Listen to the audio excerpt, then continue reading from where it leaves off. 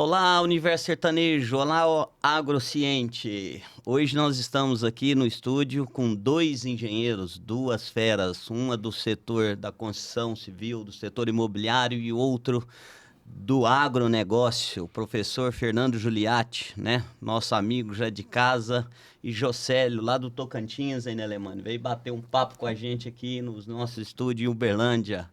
Ê, Tocantins, vai ser bom, hein?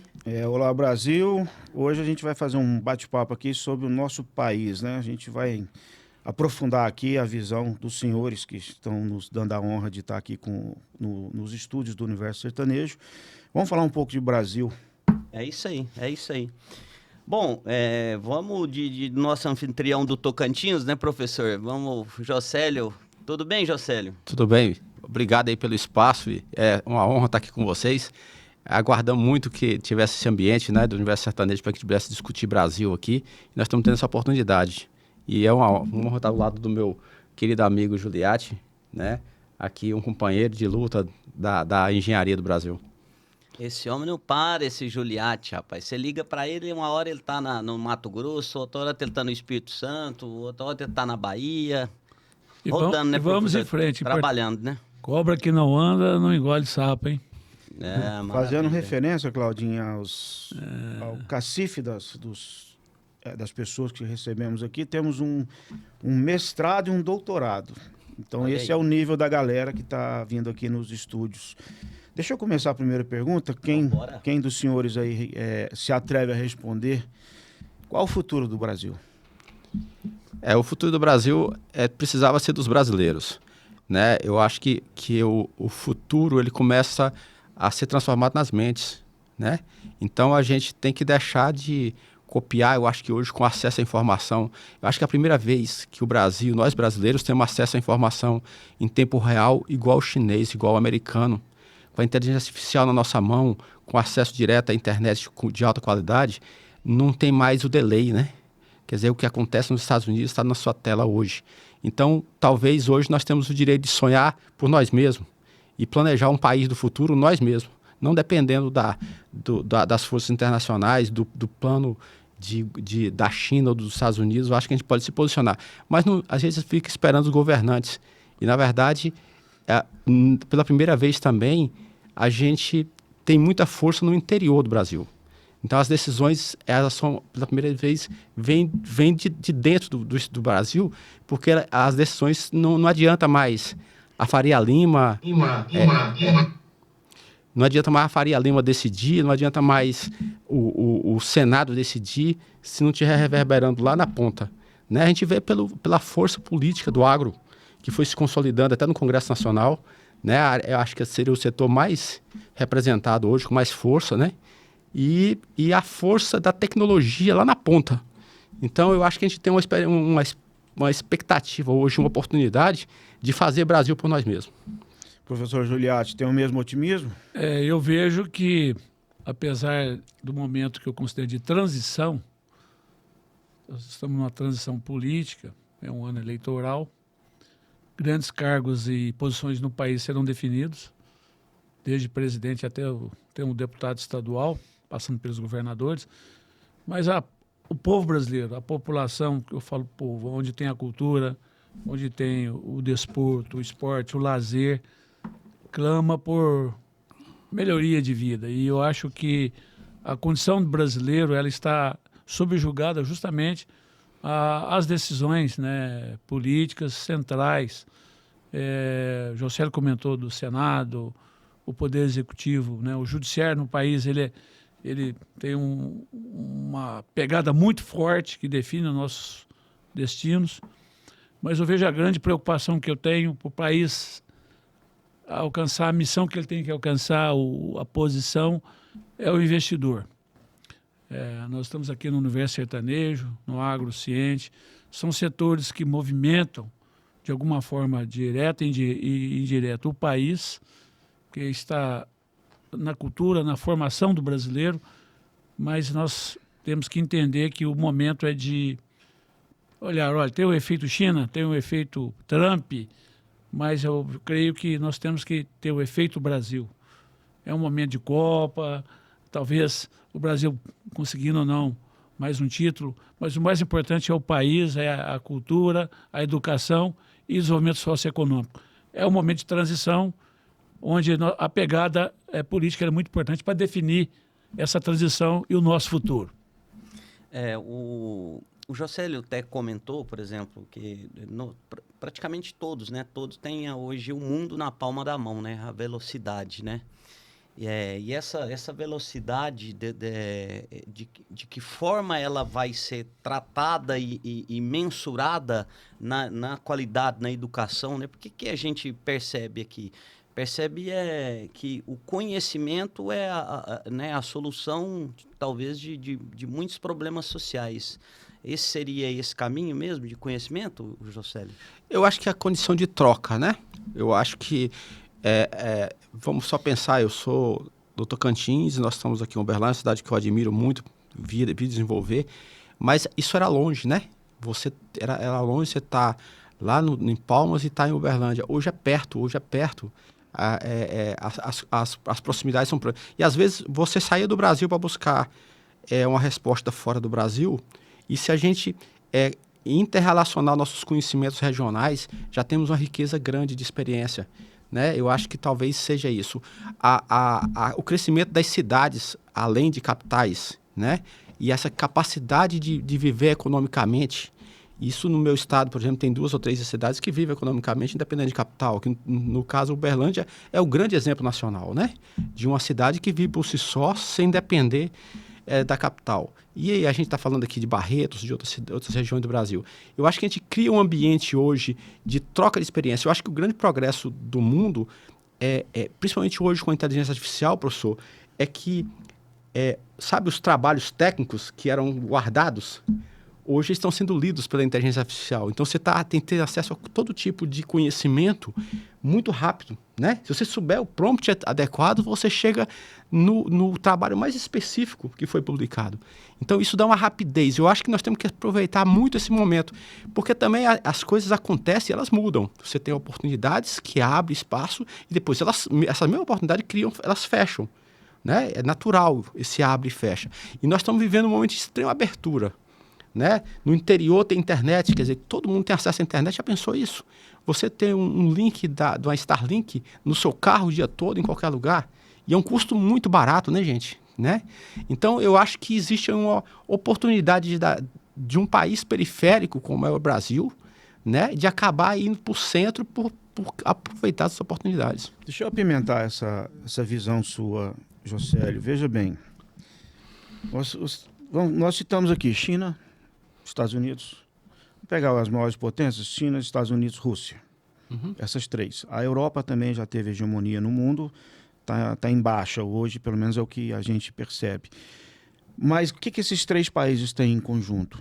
Eles têm, nos Estados Unidos, um orgulho nacional, soberania, ao mesmo tempo que um orgulho mesmo do seu histórico. A China fechada aos seus interesses, ou seja, extremamente bairrista do ponto de vista chinês, e a Rússia com a mesma pegada do que a China, né? Então, a Rússia, a grande mãe Rússia. Então, todos têm uma visão de identidade nacional, vamos dizer assim. E no Brasil hoje, pegando o seu gancho, você falou, olha, o conhecimento está aberto, é uma oportunidade, mas esse sentimento brasileiro, esse orgulho brasileiro, essa identidade brasileira, ela não está muito dispersa, ela não está cada um para um lado, não está faltando uma identidade, uma unidade, vamos dizer assim, do povo brasileiro como nação?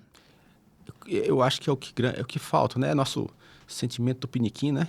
Então, eu acho que isso falta ao brasileiro para ganhar. A vitória, ela primeiro acontece em você, né? Quer dizer, se um povo quer ser vitorioso, primeiro ele tem que se dizer vitorioso, ele tem que acreditar nisso. Se você não acredita na vitória e no destaque, você não vai conseguir nunca. Quer dizer, primeiro você tem que acreditar. Eu falo que primeiro o progresso está primeiro nas mentes. Se as mentes não se voltam para o progresso, e um progresso de corpo não consegue união, não vai ter essa oportunidade. Eu acho que o Brasil... ele tem uma grande qualidade, uma grande como é que fala, diferencial, e acaba sendo um defeito. A gente falar uma língua só, Um país desse tamanho, nem os Estados Unidos falam a língua só. Tem área dos Estados Unidos que praticamente é o espanhol, né? Outras pontas que falam francês. O Brasil talvez seja o único país tão continental que fala a língua só. Até a Rússia tem dialetos em certas regiões. Então, o que acontece? Mas, ao mesmo tempo, a gente deixou de ensinar o inglês, né? Quer dizer, o nosso povo não sabe uma segunda língua. Né? Mas isso agora também tem oportunidade, porque você entra na internet e pede para traduzir qualquer artigo, né? Então, estou falando assim, a gente tem um espaço. Agora, será se nossos líderes vão aproveitar isso? Porque precisa de liderança, né? Um país não vai sozinho, né? Os russos, os americanos, os chineses personificam os seus líderes com essa visão que você está falando. Será se nossos líderes, desde a década de 60, viram o Brasil como periferia ou pensar o Brasil como centro de alguma coisa? É, né? porque essa colocação, e eu até quero perguntar ao professor Fernando Giuliatti também, o que acontece? Você tem um mundo que respira globalização, ou seja, os países são obrigatoriamente forçados a se relacionar, mercado exterior, né, dentro dos parâmetros aí da OMC, enfim, as éticas, né, que o mundo estabeleceu para os tratados que o mundo estabeleceu para se relacionar. E, ao mesmo tempo, você vê que as maiores potências do mundo mantêm a identidade bairrista, né? O mega lá do Trump, né? A América em primeiro lugar.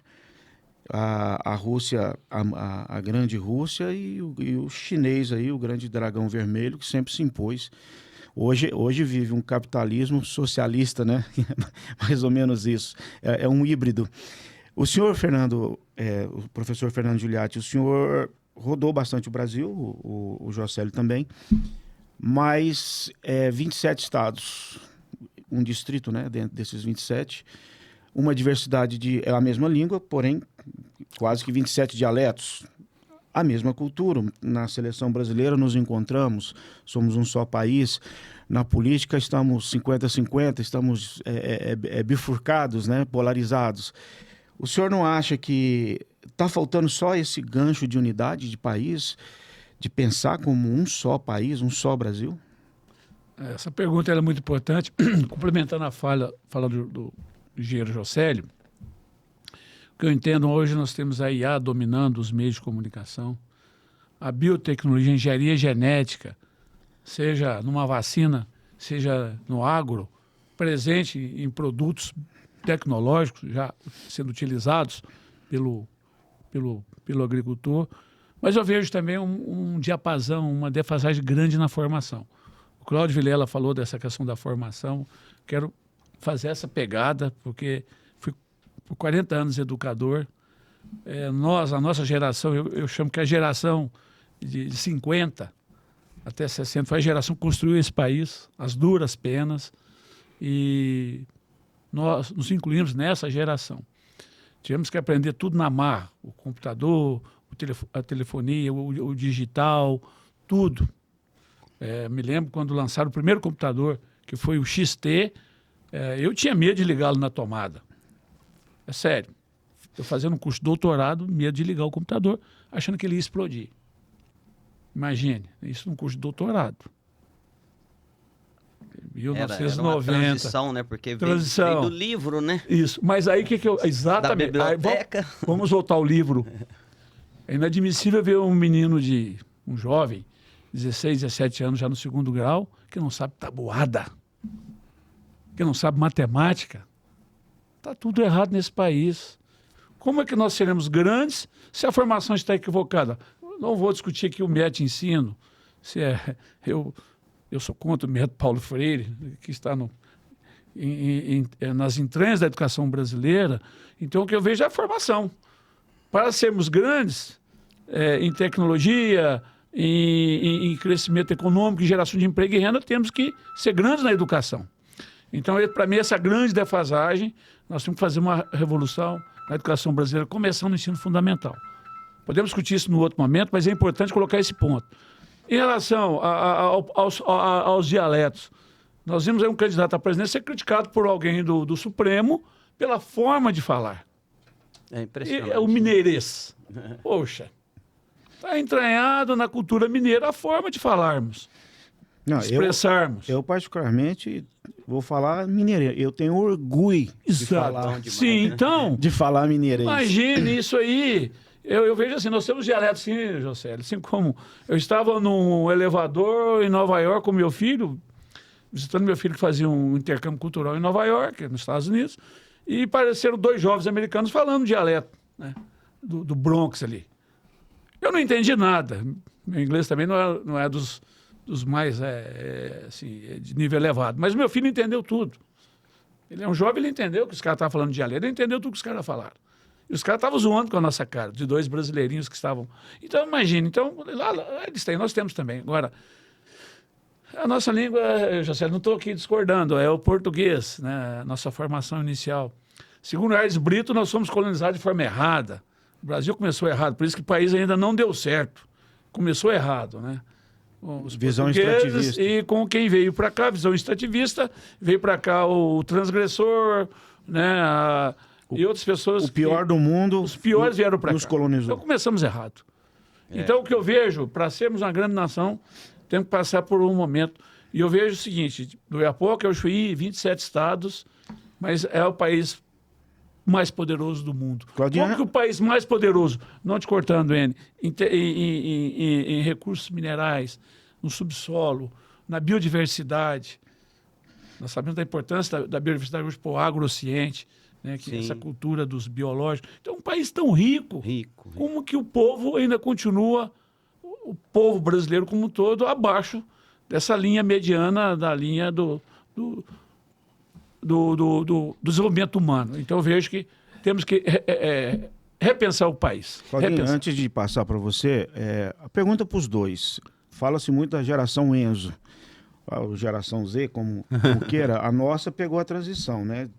Eu na área de desenho, é da prancheta para o tablet ou para a computação gráfica. Os senhores do livro para o TXT lá, o computador. A geração Z, ou os Enzos, né? Porque hoje tem essa piada em relação aos Enzos, eles estão acompanhando, a gente tem uma lacuna educacional, tem um break aí em termos de país. Como é que a gente vai consertar isso? É real que essa geração, nós não estamos conseguindo passar o bastão? Isso só começa, na minha visão, depois o José pode complementar, pela mudança, eu digo, na sala de aula. Seja lá na alfabetização da criança aos 5, 6 anos. O celular está sendo abolido. Realmente, você vai para receber um conhecimento. Como é que ele entra para a sala de aula com o celular? Você vê famílias reunidas dentro do mesmo espaço, ninguém conversando. Eu já passei por isso na minha família. Cada um com seu celularzinho num canto, nas redes sociais, e sem o diálogo familiar. Então, a coisa... por isso que eu falei, nós estamos no momento da IA, das tecnologias de ponta, da engenharia genética, da engenharia espacial, se fala até no metacampo, nos campos magnéticos, mas o ser humano isolado. Então, isolamento não é bom para ninguém. Mas o que eu estou falando é o seguinte, o senhor falou, uma geração que não sabe fazer tabuada. Só que lembra do papel de pão? Todos nós aqui éramos obrigados a fazer conta na mão. Sim. Aí surgiu a calculadora. Sim, claro. O povo passou a não fazer conta de cabeça, não fazer conta no lápis. O que gerou, o que eu disse, uma lacuna do conhecimento. O computador entra, já tem corretivo do português, ou seja, já estamos perdendo também essa questão de ter que pronunciar. O caderno de caligrafia, lembra? A gente tem boa letra. Hoje quem escreve manualmente quase tudo é ou celular ou computador, e-mail, enfim. Então, a minha pergunta é exatamente essa. Houve uma lacuna educacional por um comodismo de que a tecnologia facilita, mas ao mesmo tempo te torna dependente, porque você para de exercitar em você os cálculos, deposita na calculadora, pega tudo pronto. Essa lacuna dos Enzos, aspas, né, que é o que o pessoal critica muito, essa lacuna, como é que a gente conserta esse salto do que foi essa falha de transição? Só para complementar, formação. Método de ensino. O erro está no método de ensino, na formação do ensino fundamental. O erro está ali. Então, temos que rever tudo, refazer. O que eu entendo esse é o ponto. A defasagem está no sistema educacional. Eu posso E a complementar. família é a base de tudo. A família deixou de ser a base. A criança está sendo educada já na pré-escola pelas professoras, pelas tias. Participação do pai ou da mãe, ou do pai, ou de um ou de outro, está deixando a desejar. Então, se começa errado, como é que vai terminar certo? Bom, era isso. Tá, eu acho assim, a gente viu aí um processo no ensino superior, né? Lá atrás, você no ensino médio, acabamos com nossos profissionalizantes e virou tudo científico. Eu vi isso acontecer na minha geração. Então, você não profissionalizou o cara na época certa, porque trabalhar é um hábito que tem que começar cedo, né? Imagina o cara começar a trabalhar aos 25 anos, ele não condiciona mais o corpo, né? E a mente para isso, né? E isso é a questão, né, que vem lá do método Paulo Freire, de você proteger a infância. Então, teve alguns exageros nesse processo. A outra, flexibilizar as disciplinas e as ementas para aumentar a chance do cara se formar. Existiu uma política para que nós tivéssemos formados universitários, um percentual maior da população, e não se preocupou com qualidade. Isso deteriorou várias profissões, porque quando você coloca no mercado profissionais de baixa capacidade, e eu brinco sempre que é o seguinte, o mercado não seleciona os bons. Os bons mudam de área. Entendeu? Então, se você tem uma área e você piora a situação de um ambiente de negócio numa área do conhecimento ou numa profissão, os bons migram e ficam os ruins. Então, você não pode piorar. Se você piora, você tem que melhorar para você selecionar os bons. Então, esse efeito a gente pode ver, como a gente está indo na Copa do Mundo, os melhores do Brasil jogam na Europa. Deixa o país deficitário. É mais ou menos isso que você está dizendo, isso. né? Se você piora o mercado nacional... Um setor te puxa, talvez o público puxa o privado, ou o privado puxa, fica deficitário. Na engenharia, os bons da engenharia estão onde? No mercado financeiro. Já faz 3 décadas. Né? E hoje, por exemplo, eu acabei de me formar em Direito, estou atuando na área jurídica, e descobri que na Poli da USP, o percentual de profissionais de engenharia que aos 25 anos que atuam em engenharia migram para o direito. Então, eu descobri esses dias que eu fui receber a minha carteira lá em São Paulo e sentou do meu lado um cara que tinha feito até o pronunciamento. O cara é da área de IA e da área de inovação dentro da OAB mais conceituada de São Paulo, assim, do pessoal mais conceituado. E o cara sentou do meu lado e eu fui falar da minha carreira. Ele falou, você fez o que eu fiz, só que você atrasou um pouquinho. Aí eu falei assim, mas que legal e tal. Você fez Poli, doutor Paulo. Aí ele falou que fez Poli e fez Sanfran. Né? Tô falando assim, então os bons, eles se ajeitam. O problema é como é que e cada vez que você coloca no mercado profissionais com menos qualificados, você vai diminuir o padrão daquele mercado, você diminui os preços, mas também diminui a entrega. E eu vejo o seguinte, o problema agora é que o prompt não tem como copiar. Então, quando chegou na IA, a IA só trabalha certo se você perguntar certo. E o mais difícil, gente, não é responder. O mais difícil é perguntar. Né? A resposta, você sai alguma. Pode ser errada, pode ser certa, mas responder, todo mundo é capaz de responder. Agora, fazer a pergunta, tem hora que trava, o cara não consegue fazer a pergunta. E hoje nós estamos no momento de saber fazer as perguntas. Então, o lado de cá nessa entrevista é mais fácil que o de vocês. A gente comenta que às vezes vem o entrevistado, né? Mas e aí, o que eu vou falar? O que eu vou fazer? Eu falei, não preocupa não, que a situação de vocês é bem confortável. O problema é o lado de cá.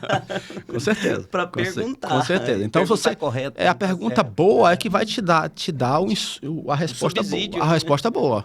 Né? E nesse sentido, por exemplo, a gente se preocupa como cidadão nessa questão da educação, né? Essa base, essa velocidade. A gente percebe e sente que o Congresso, Brasília, não vai conseguir fazer na velocidade que o mercado anda, que a informação anda, né? Para fazer uma reviravolta numa educação. Seria uma educação com tecnologia? Seria uma educação empresarial? Qual que é?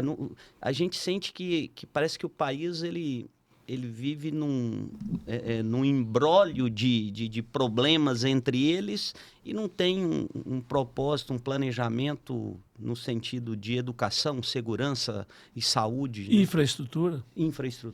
Eu estava pensando aqui na nossa fala, aqui, no nosso bate-papo, justamente quando veio à luz aqui a pergunta do N, né, como mudar o status atual, eu fico pensando nas minhas viagens, né, eu perambulo muito pelo centro-oeste, norte e nordeste. É inadmissível ver um estado como Mato Grosso com uma potência agrícola que é mais do que a Argentina, não tem infraestrutura ainda. Estão tentando fazer uma ferrovia, mas ela não sai, travas daqui, travas dali. Aí, voltando à questão política, até que ponto o Senado brasileiro está interessado em mudar alguma coisa? Eu faço a crítica ao Senado brasileiro, Senado Nacional. Se eles quisessem mudar, já teriam mudado. Então, no corpo de senadores, cadê o projeto Grande Nação que está andando, perambulando por lá? Nada. Sim, emendas constitucionais. Professor... Desculpe, ajustes, vamos dizer assim. Então, o que eu vejo, falta ainda um grande projeto de nação para a gente... Então, deixa eu interromper o senhor exatamente por isso. Eu acho que eles não sabem nem o que mudar. O sistema no Brasil hoje, primeiro você não elege quem você vota, que é o sistema partidário. Depois você vem que todos que chegam lá chegam com algum objetivo, e não vou nem criticar o político, não. Às vezes o político que chega já chega cansado, moído. E o voto é universal, né? Porque o próprio povo no sufrágio esgota o candidato. Então, assim, eu acho que está tudo errado, concordo com o senhor, só que tem um detalhe, eu vou arriscar um palpite aqui. Para mim... porque onde muda quem faz as leis, quem manda, quem governa. Eu acho que deveria existir a faculdade de políticos. O cara teria que se formar. Nessa faculdade, o curso deveria ser assim, muita questão social, ver o pobre de perto, ver o que passa uma família com câncer, ver o que passa com uma família com fome, conhecer as regiões do país, ensinar muita... antigamente tinha no nosso currículo, era O SPB. Tinha a educação... Você tinha social. Você tinha arte, você tinha religião. Não, mas tinha uma que era sobre civil. O SPB. Isso. É o SPB, né? Isso. Então, o que acontece? Você imagina se o Brasil lança a primeira faculdade de formação de político. Detalhe, para ser candidato tem que passar por essa faculdade. Então, você já não ia formar acéfalos. Isso. Você não ia votar em pessoas que não têm qualificação. Como hoje aí a gente está vendo. Tiririca foi candidato, o Caneta Azul está em moda hoje. Bruna. O Macaco Tião em São Paulo, que era um macaco, literalmente, foi votado na urna. Na urna não, que na época era cédula. Mas foi votado o Macaco Tião. Então, o que eu acho? Eu estou falando porque eu fico pensando, por onde começar? Eu acho que isso é uma ideia. Eu acho que se você tivesse da mesma forma que se forma um agrônomo, um engenheiro, se você falasse assim, só vai para a urna quem tiver passado por uma faculdade ou uma escola de política. Você tem a gestão pública, né? Educação cívica, né? Na minha época. É isso, educação cívica. Então, assim, você imagina, o cara vai receber muita aula emocional, muita aula do que passa o povo, muita aula de economia, fazer cálculo, muita aula do que é um projeto, muita aula do que é uma corrupção. Se tivesse uma faculdade nesse estilo, eu acho que a gente mudaria sim o país. Não, e a lógica de receita de um país, o cara vira político, ele nunca, às vezes é um cara que nunca pagou imposto, é um cara que nunca empreendeu, que não sabe de onde é que vem a renda, aí chega na prefeitura, taxa a população, porque ele nunca foi o responsável por pagar imposto, ele não sabe Eu vou usar o termo aqui, quem decide é o mais idiota da turma. É isso. É isso. É verdade. Ou não tão bem intencionado. Exatamente. O que é pior. É um peso, mas uma realidade. A ascensão política, complementando o que você falou da Universidade de Formação Política, é algo a se pensar. E realmente é estratégico para o país. Justamente o jeitinho brasileiro levou à ascensão política sem comprometimento social e com o desenvolvimento tecnológico do país. Fui professor por 40 anos e ainda estou professor dentro de uma universidade pública federal de referência. que é a Universidade Federal de Uberlândia. Eu vejo ainda, internamente dentro da própria universidade, esses bolsões perambulando, dentro do quadro docente, dentro do quadro de servidores, dentro do corpo estudantil. Então, a heterogeneidade é grande. Agora, imagine a heterogeneidade política que não passou, muitos deles não passaram por uma universidade. Quiçá, eu não sei, ensino médio completo. Deixa eu só complementar uma coisa. Essa universidade, ela não forma só políticos, não, porque se o cara não for eleito, porque falar, vou estudar uma faculdade e vai que eu não sou eleito, mas formaria gestores públicos. Assessores. Né? Não só assessores, mas quem assume a carreira pública, quem assume lá a contabilidade de uma prefeitura, de um município. Secretário. Tá no dia a dia Então, assim, eu entendo da mesma forma que um agrônomo tem que ter como é que é? O CREA. É o CREA, né? Isso. O médico, o CRM. Então, O advogado da OAB? a OAB, por que quem decide, assina as coisas, Não pode ser um tremendo idiota ou um tremendo mal intencionado? Exatamente. Entendeu? Eu acho que começa por aí, professor. Na verdade, o que você está falando é muito simples, é isonomia. Porque no passado, para ser dono de cartório, para ser professor, para ser várias funções de Estado, o cara não precisava ter essa formação. E ao longo do tempo, você foi exigindo. Eu fui professor em muitos programas de qualificação de professor para que o cara tivesse nível superior. Eu fui professor muitas vezes nesses programas nacionais, porque você pegava o professor, que já era professor de sala de aula, e qualificava ele, dava para ele a condição de grau, né, de nível superior.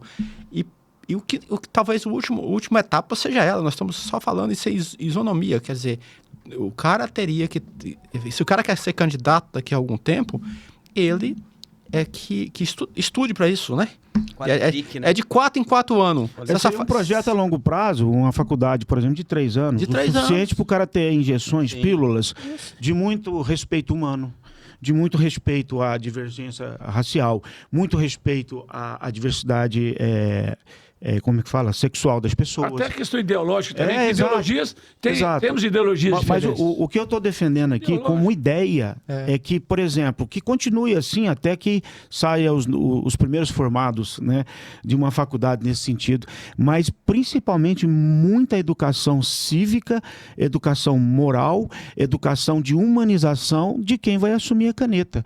Desculpe aí, complementando.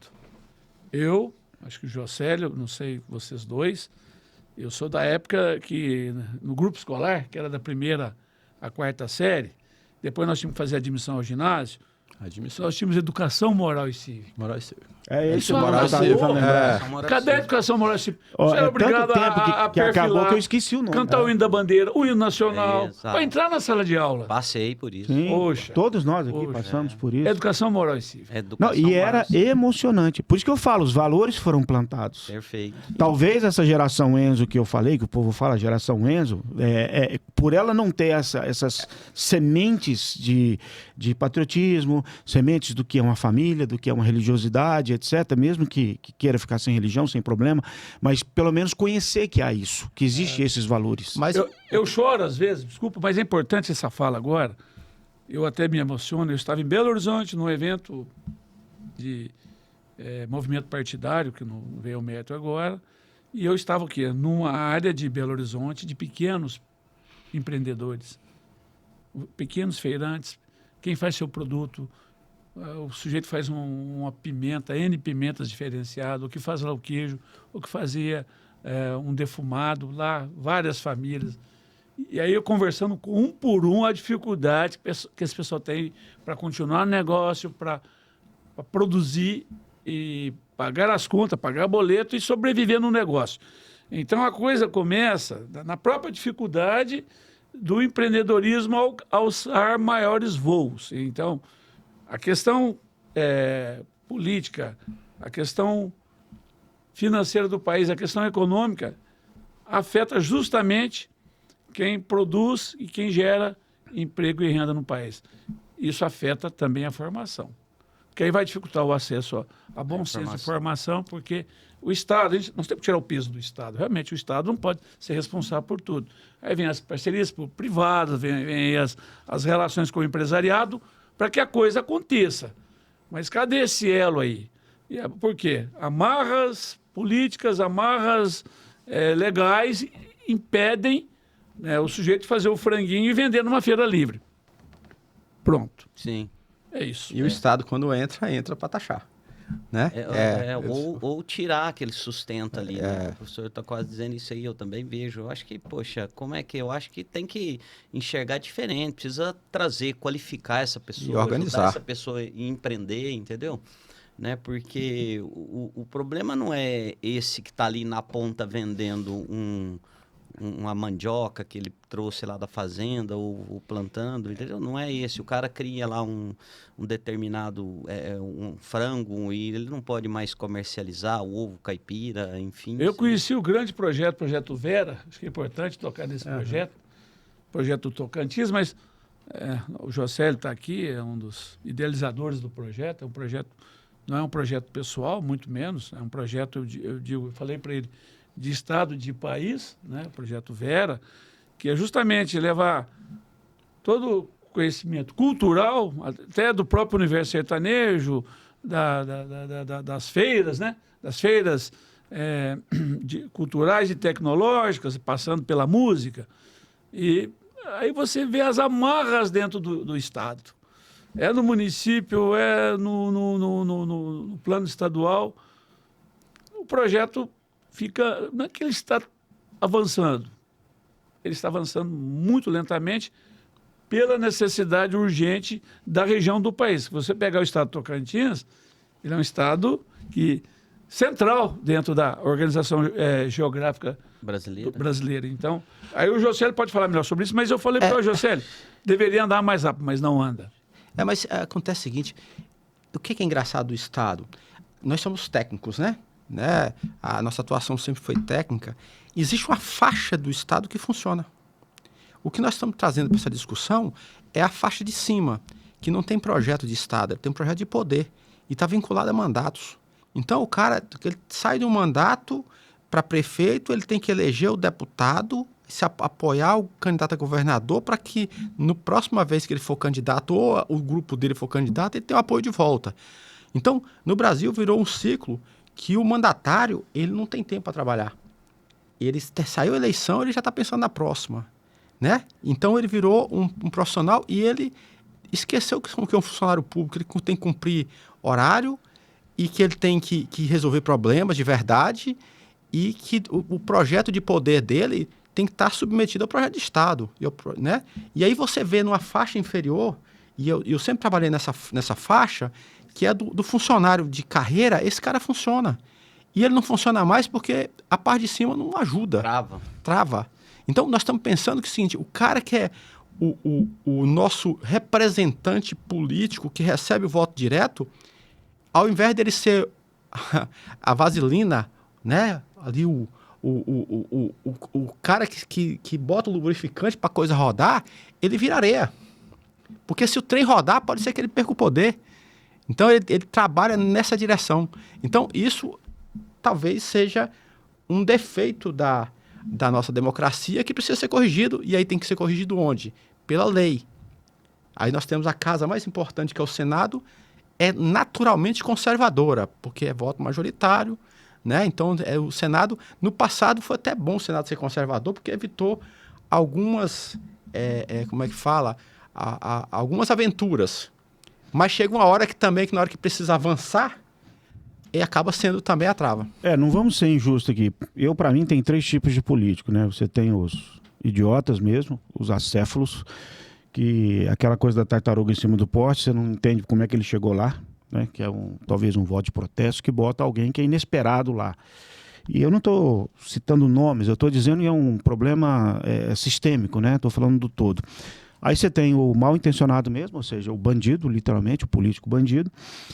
E você tem o terceiro, que são os bons, que em todo lugar também tem pessoas bem intencionadas, porém eles se sentem, como é que se fala? Frustrados ou impotentes, essa é a palavra. Como é que uma pessoa boa opera num sistema contaminado, onde ou a burrice prevalece ou a má-fé prevalece. E aí eu volto à mesma posição. Se o ambiente é ruim, os bons saem, né? Os bons não vão ficar lá. Exato. Né? Eles vão achar outro rumo para a vida deles, não vai ficar no ambiente. Não quer nem entrar, né? Não quer nem entrar, né? Pois é, Sodoma e Gomorra pegou esse caminho aí, ladeira abaixo, né? Que tá todo mundo no jeitinho brasileiro e como você falou, um ciclo vicioso. A pessoa elege e depois usa toda a demanda do tempo para se reeleger. É um sistema que corrompe, inclusive, os que dedicaram a vida inteira. Você imagina uma pessoa do Ministério Público. Vou falar porque eu tenho uma certa experiência nesse sentido. O cara... Eu também tenho. O cara dedica uma vida inteira de estudo, vira um procurador, ou seja, é uma carreira honrosa, extremamente nobre. E aí vem um político lá e pá, corrompe o cara. Ou seja, joga fora toda uma vida. Eu não estou nem falando na questão da questão do roubo, do desvio, não. Eu estou dizendo como essa visão é pequena. Não é só o Ministério Público também. Não, eu citei o Ministério Público porque ele é a voz da sociedade. Mas o que eu estou dizendo é esse cara, ele estudou tanto. Eu fico pensando o seguinte, você é até um pouco emocional. Aonde foi que essa pessoa se perdeu, a sua alma? Porque, assim, todo mundo aqui, nós sempre fomos só o bebê de alguém, o bebê amado de alguém. Chega um momento na vida que a pessoa estudou, se formou, foi tão difícil chegar, e aí, de repente, vem um aliciador e pá, acaba com tudo, o cara se corrompe, e aí a sociedade começa a pagar para esse cara. Em vez de ele defender, ele passa a defender o bandido. Então, assim, é um sistema perverso, nocivo. Isso não vai acabar bem. Isso não vai acabar bem. Por isso que eu falei que é uma questão estrutural. Na formação, o próprio desenvolvimento econômico ele é afetado e você culmina justamente com redução na geração de emprego e renda. Só para complementar, dentro dessa fala, o José está pedindo a palavra aqui, o que eu vejo, assim, caminhando aí para um fechamento dessa nossa conversa, que eu acho muito importante, esse bate-papo, até agradecemos ao Cláudio e ao N, ao Universo Sertanejo por essa oportunidade, não é, José? Estamos aqui dois grandes amigos e também parceiros dentro do desenvolvimento econômico, porque o José tem uns projetos dele como engenheiro civil, eu tenho como engenheiro agrônomo, para a gente realmente melhorar a vida das pessoas que a gente pode melhorar nesse país. Melhorar a vida das pessoas. Então, o que eu entendo, essa conjuntura toda, o desenvolvimento do país passa justamente pelo ajuste. E esse ajuste tem que ser feito. E o momento para ajustar é nas próximas eleições. Mudar a cara do Senado brasileiro, mudar a cara do Parlamento brasileiro, mudar a cara do Parlamento estadual de cada estado e também dos mandatários, que seriam os governadores e o presidente da República. Se não tiver essa mudança, vamos ficar mais 4 anos patinando e o país descendo ladeira abaixo. Eu quero fechar primeiro com a fala que eu coloquei, que o mercado, a situação, o ambiente não seleciona, quando ele é pior, não seleciona os bons. Não é o cara mais resiliente, né? Ele às vezes... já aconteceu isso com empresa minha, de você desmontar a empresa. Aqueles funcionários que ficam por último, você achava que o cara era bom, você vai descobrir que eram os piores. Por isso que eles não aparecem, né? E a outra questão é o seguinte, quando você, como gestor público, como gestor de empresa, como gestor de qualquer coisa, você não tem um projeto, na hora que chega o pedido particular, você não tem argumento para negá-lo. Você tem um projeto para uma prefeitura, você tem um projeto que é para todo mundo. O cara chega para você, você nunca foi secretário, eu já fui secretário. O maior pedido é de carrada de areia, carrada de cascalho, né? Isso faz um estoque. Se você, na hora que o cara chega para você, você fala, se eu pegar essa carrada para você bem aqui, vai chegar mais 100 pessoas pedindo. Essas 100 carradas eu tenho que colocar na escola, porque eu tenho um projeto de escola. Se eu pegar de todo mundo e colocar na escola, no mês que vem eu começo a fazer fundação. Passa o suco lá, Cláudio. Mas se você não tem isso para argumentar, você vai ter que dar a carrada de terra pro cara. E no mês que vem, sabe aquele cara que recebeu a carrada esse mês? Ele vai agenciar a carrada pro vizinho, porque ele fala, eu consegui com o secretário. Então, isso acaba sendo a corrupção ou o desmando em qualquer lugar, e eu estou falando até em empresa particular. Se você não tem um projeto, e você não comunica um projeto e não junta as pessoas em torno de um projeto, você acaba tendo que atender os interesses pequenos. Então, um país que não tem um projeto de país vai acabar atendendo os projetos de poderes particulares, porque não tem um projeto de país. Hoje eu quase não estou deixando o Claudinho falar. Claudinho, deixa eu só falar mais uma coisinha. Tá tranquilo. Só mais uma. Vamos lá. Não, é porque assim, eu tenho andado indignado com algumas coisas. Tem um debate, e eu queria a opinião dos senhores. Tem um debate que fala assim, qual é o maior problema? Aí entra os intelectuais, cara, que para mim eles não entendem uma coisa básica sobre, inclusive é da sua área, tipo assim, o custo, a corrupção não seria o custo mais caro para alguns, eles acham que é a questão de falta de planejamento. Então assim, você perde mais no planejado, tipo uma obra, mega obra, gigantesca, ela não acontece, ali se perde muito mais dinheiro do que um dinheiro que se desvia. Eu já sou muito simplista nessa situação. Para mim é o seguinte, se o tabuleiro está corrompido, meu irmão, nada vai funcionar. Vai. Então a corrupção é o maior problema de uma sociedade, na minha visão. Aí os caras entram defendendo números, eu falo assim, meu irmão, se o tabuleiro está corrompido, acabou. Nada é sério, não tem projeto que vai. Você vai planejar bem e a coisa não vai acontecer. Se o tabuleiro está corrompido, no jogo de xadrez não tem o checkmate. Exato, Mas é isso. Você tem- concorda com essa visão ou não? Você Concordo, acha... eu concordo. Qual seria o pior gargalo? Não, eu acho que é o seguinte, eu acho que a grande ferramenta do Brasil, e aí nós somos engenheiros, é a técnica. Se você tem a técnica, você resolve aproximadamente 90% dos problemas. Os outros 10%, aí é bom senso, né? Então, muitas vezes, o cara começa errado porque ele não tem capacidade técnica de dar o primeiro risco. Eu acho que em qualquer projeto, se você acertou o primeiro risco, tudo bem. Se o primeiro risco está errado... Eu concordo, José, mas tem vou te cortar de novo. Eu fico com aquela frase, mesmo que eu fale a linguagem dos homens e dos anjos, tenho o dom de profetizar, conheça todos os mistérios do universo, sem amor eu nada serei. Eu concordo com a técnica, mas antes vem a moral. Porque o amor, ele destina para onde vai a técnica. Entendeu? Para mim, a moral, ela vem antes. Só que é o seguinte, eu estava lembrando de você falando... Aliás, a técnica mal intencionada, ela é extremamente destrutiva. Mas quando eu falo técnica, eu Vamos falo... pensar na bomba atômica aí. É uma técnica mal utilizada. Mas eu vou te contar uma coisa. Quando eu pensei em você falando aqui de formação, eu sempre lembro do juramento. Quando você forma e você vai lá na frente, você faz um juramento. É o que você está falando, já está trazendo valor, né? Isso. Entendi. A técnica, ela traz por trás o juramento. O cara pode ser técnico e não ser formado e nunca ter feito o juramento, que é a história do cara não ter tido as disciplinas de OSPB e a disciplina de moral cívica. Por mais que ele tenha estudado português e matemática, falta para ele a âncora, aquilo que ele vai agarrar com o que eu posso e o que eu não posso. Sim. Gente, eu quero agradecer aí a participação de vocês dois, né? O Jocélio, que nos deu aí, né, professor, essa honra de estar aqui presencialmente com a gente aqui no estúdio, veio de Tocantins, né? Sempre está passando por aí, a porta vai estar aberta, nós vamos continuar mais esse papo. Sabemos aí das intenções como pessoa, né? Como família, tanto você quanto o professor, né? E como também empreendedores aí de desbravar, e a gente a vontade de ver esse Brasil com educação de nível, né? Com qualificação, que as famílias possam olhar para os seus filhos e sorrir, né? E falar assim, poxa, que legal, esse é vencedor, porque tem conhecimento.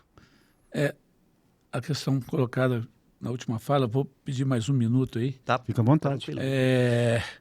Foi falado aqui na questão da moral, da cívica, ser feliz, fazer o outro feliz, se colocar no lugar do outro, e a espiritualidade. Eu não sei qual o pensamento de vocês aqui, os três debatedores, juntamente com a nossa pessoa, mas eu passei por algumas transições na minha vida. Aos 68 anos, fiquei viúvo, né, vieram alguns conflitos familiares que a gente está resolvendo. Mas aí eu busquei espiritualidade. Comecei a fazer cursos de neurociências, de metacampo, para entender o universo, que a questão é o universo. Tá aí o universo sertanejo, que não deixa a gente... É um grande universo cultural do nosso país, sociocultural. Então, a questão dessas regras, dessas leis, né, que tem o Supremo, né, que está coordenando tudo, onipotente, então, o grande arquiteto do universo. Então, o que que eu vejo? Acho que tudo passa pela espiritualidade, pelo sentimento de ser, poder, porque ser e poder é questão, não é só moral e cívica, o espírito, a alma.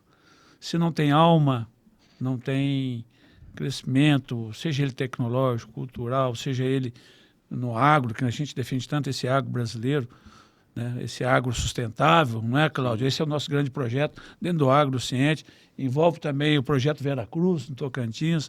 Então eu vejo assim, tem que ter alma, tem que ter congressamento de pessoas, união, tem que ter flertamento e culminar na conjunção de valores. Assim nós vamos mudar o país. Nós vamos mudar o político, vamos trocaremos, porque aí o voto será consciente, mas é um processo, por isso que eu falei lá no começo, é uma transição. Seja ela, em todos os níveis, nós estamos num momento de transição no país e oportuno para mudanças, passando pela mudança da espiritualidade das pessoas. Perfeito. Gente, obrigado aí. Obrigado pelo espaço. Obrigado mesmo pelo espaço aqui do Universo Sertanejo. E desejo sucesso no projeto de vocês, né? Que isso consiga atingir mais e mais pessoas. E a gente tem um espaço hoje que não precisa da rede grande, né? Que eu acho que o YouTube, a gente vê aí pela Copa, né?